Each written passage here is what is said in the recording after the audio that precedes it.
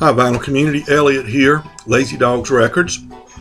And one of the things I failed to do when I first started doing videos back in the 1st of November was do an introduction video. So I thought I'd do a belated introduction video so you know more about me, where I'm coming from when you watch my contributions to the vinyl community. I think I discovered the vinyl community, I believe, through Dylan at Noble Records. I was looking at his Instagram and his Twitter, or maybe it was just Instagram, but watching some of his, and he noted that he was doing YouTube videos now. Went and looked at a couple of those, and then that's when I discovered the vinyl community. I'm so glad I did. Really enjoying watching everybody's videos and learning about different types of music, and trying to make a few contributions myself to that cause. Well, I live in a very small town, a couple of thousand people in North Carolina, in eastern North Carolina, a place called Lillington, and I've always lived there. In fact, I can step out my door here and throw a rock and hit the house I grew up in. And living here in Lillington was very rewarding childhood. I learned a lot and growing up, and discovered a lot of great music. There's a variety of music around and that sort of thing, and so I'm fortunate to have that. And let's see, I wanted to talk about music that was in my home growing up. And my father was, I don't remember him specifically listening to much stuff. I remember he did like the gospel quartets. There would be a Sunday morning before church gospel TV, local TV show, and he would like to kind of sing along a little bit, and he enjoyed that, but don't remember much else. But he and my mother did take me to a Boots Randolph, Floyd Kramer show when I was a small child, probably a state fair show at Dorton Arena. I always wanted to say I went to see Paul Revere and the Raiders. Talked to my older brother, he's 2 years older, he would remember these things better. And I said, didn't we? No, didn't go see Paul Revere and the Raiders. The Monkees, didn't we go see? No, we didn't go see the Monkees. That's what happens over time. You sometimes you get things in your head, whether you're correct or not, and you could be off a little bit. He said, no, we didn't. But I said, Floyd Kramer and Boots Randolph. He said, yep, we went to see that one. That was a really good show. I enjoyed that. But I think Mom bought most of the records in the house, and I've got some of those records. The Mamas and the Papas. She had that in the home. That was very big. She loved Killing Me Softly, Roberta Flack. That album was very First Take, I believe. It's called First Take. That album, and this is the same album Mom had. That was in the house.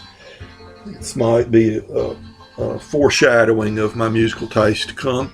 She had this folk album, Porches of the Poor, Gene and Lee Schilling, playing the dulcimer and auto harp and harmonica and recorder and things like that. We had 45s as kids. I remember we had a lot of things my brother or I bought, mainly my brother probably. Johnny Cash, I remember A Boy Named Sue and things like that. I remember Glenn Campbell's Wichita Lineman, Gentle on My Mind. All those, we had those 45s, and we threw them away. I remember where they were in Mom's house, the house I grew up in, and I think we said, oh, these are no good, and threw them away maybe 20 years ago. I wish we hadn't done that. Also important were the TV shows that we watched as children and teenagers, and there was a show, the Arthur Smith Show, out of Charlotte, North Carolina, which was syndicated. So we got it from the Raleigh station. You're listening. What I'm playing now is this album right now with Don Reno and Arthur Smith.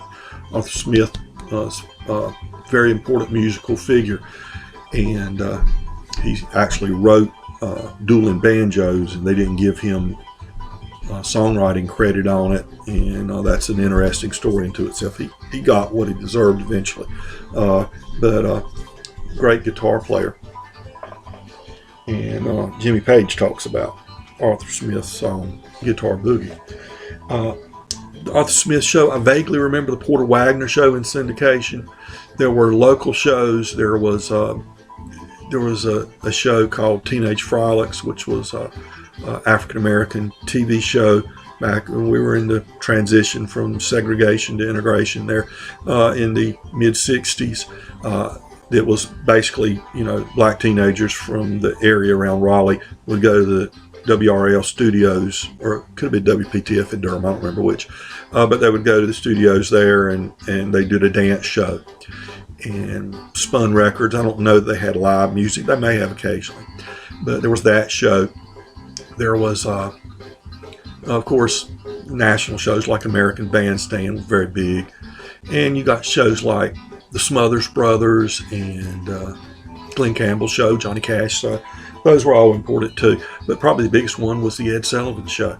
Every Sunday night we watched the Ed Sullivan Show faithfully, and they almost always had interesting musical acts. I wish I could say I was only 5.5 years old. Wish I could say I remember the Beatles on the Ed Sullivan Show. I did think they did 4 appearances. I don't honestly remember it. I wish I did. But one thing I do remember is we had Beatle wigs after that. Parents bought us these wigs because, of course, we all had little kids. Everybody had short hair back then, and that was pretty wild to have long hair. So there were wigs you could put on, and that worked real good. We played with them a lot until we decided to play barbershop, and then we chopped them all up. Never did quite look the same.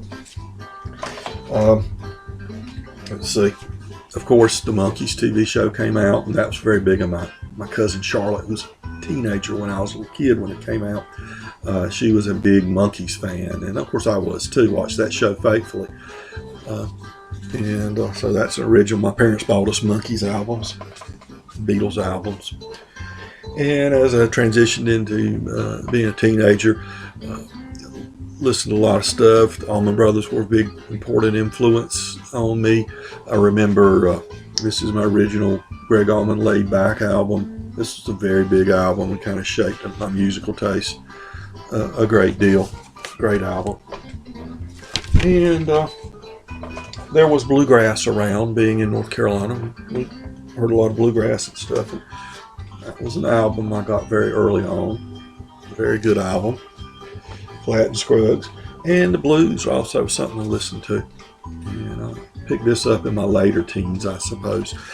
But left and went off to college, and I actually was kind of a vagabond in college. Went to a lot of different places.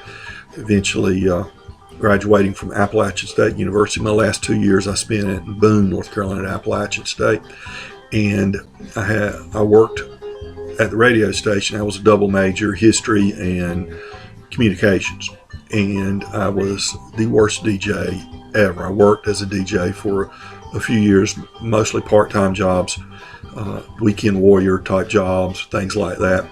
Worked at an AM station here in Lillington, worked in Fuquay at an FM station on the weekends, worked down in Charlotte, waiting for a full-time job there right after I got out of college on the coast there, and I was their weekend warrior and substitute DJ for a while, but I was really bad. I have a southern accent. I don't pronounce words as well as you would want a DJ to be able to pronounce them. But I did it. It was fun. Got to listen to a lot of good music, things like that, and ended up becoming an educator. I taught school for 32 years here in my home county of Harnett. And same place almost all those years, and really enjoyed it. Life circumstances came up, some family health issues led to me retiring last January, the end of January in 2019, and I've been able to dedicate more time to taking care of the health needs of my family, but also little time for music. And through the years I collected records and CDs when CDs were we thought records were all dead. One time when my daughter was very small, I had a friend that had a CD come out and I wanted to help him, so I wrote a review and submitted it to bi-monthly community magazine in Fayetteville, North Carolina, which is about 25 miles from home. And they accepted it, published it, and said, "Hey, you want to do a regular, regular feature in the magazine on reviewing CDs. So I did that for, I don't know, 6 or 7 years, probably 5 or 6 years at least. Had a good time doing it.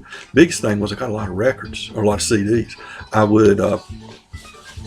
I'd write these independent labels mainly, and say, I'm doing maybe my area was kind of roots music, not the classic rock, and not, but I would do acoustic music, blues, things like that.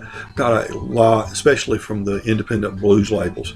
I'd write them and send them a photocopy of a couple of reviews and say, would you be willing to submit some promo copies, and I'll like to review them.